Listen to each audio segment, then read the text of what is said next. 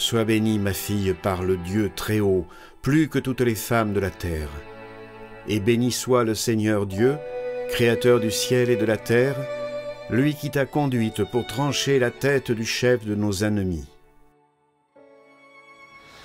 La mesure haute de la sainteté et la pureté des idéaux ont aujourd'hui leur charme, car ils nous font voir la perfection. Même le cœur le plus effrayé y est attiré, malgré la montée à affronter. Ne mesurons jamais la perfection sur nos forces. Fixons plutôt notre regard sur eux, pour retrouver l'énergie qui nous fera dépasser nos limites et nos péchés avec enthousiasme. La sainteté et les idéaux héroïques doivent toujours être les objectifs les plus hauts et les plus élevés de notre vie. Que Marie nous aide à vaincre la peur, la résignation face à la fatigue et aux épreuves de la vie. Que Maman Marguerite nous éclaire avec son grand exemple de courage et de solidarité chrétienne.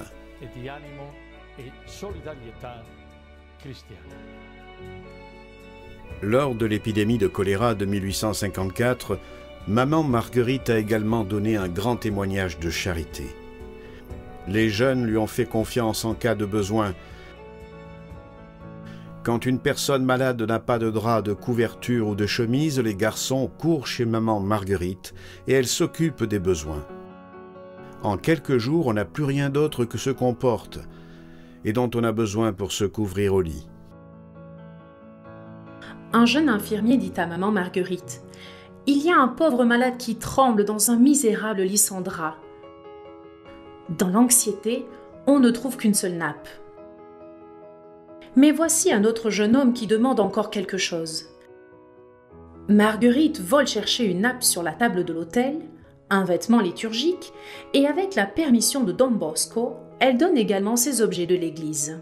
Sans le savoir, elle avait réalisé ce que des siècles avant Saint Jean Chrysostome avait écrit. « Voulez-vous honorer le corps du Christ ?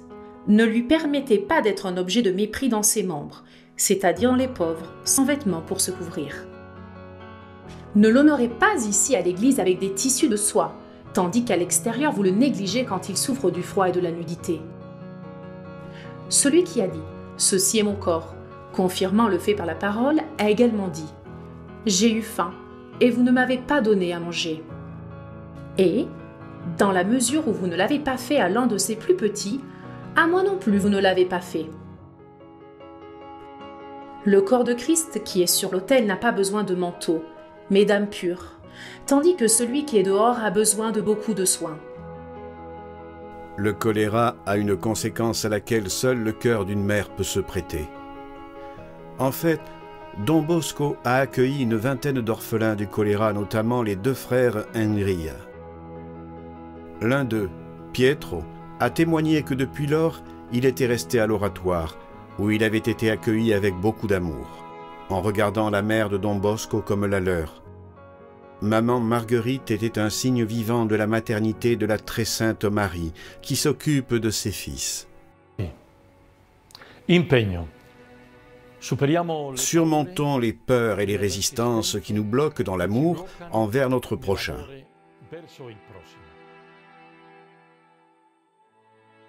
Ô Marie auxiliatrice, comme notre Père Don Bosco l'a fait avec les garçons de l'oratoire de Valdocco, à l'occasion du choléra, nous aussi, dans un monde touché par l'épidémie de coronavirus, nous voulons, en tant que famille salésienne, exprimer notre confiance filiale à ton cœur de mère. Réconforte les malades et leurs familles. Soutiens les médecins et les professionnels de la santé. Aide tous les membres de la société et les dirigeants. Accueille tous ceux qui sont morts à cause de cette épidémie. Surtout, renouvelle en chacun de nous, dans nos communautés et nos familles, la foi en ton Fils Jésus, mort et ressuscité. Faisant nôtres les mots de Don Bosco, nous te disons: Ô Marie, Vierge puissante, vous êtes la grande et illustre protectrice de l'Église. Vous êtes l'aide merveilleuse des chrétiens. Vous êtes terrible comme une armée en ligne de bataille. Vous qui seul avez détruit toutes les hérésies dans le monde entier, protégez-nous dans notre détresse, dans notre lutte, et dans notre défense difficile contre l'ennemi. Et à l'heure de notre mort, accueillez nos âmes au paradis. Amen.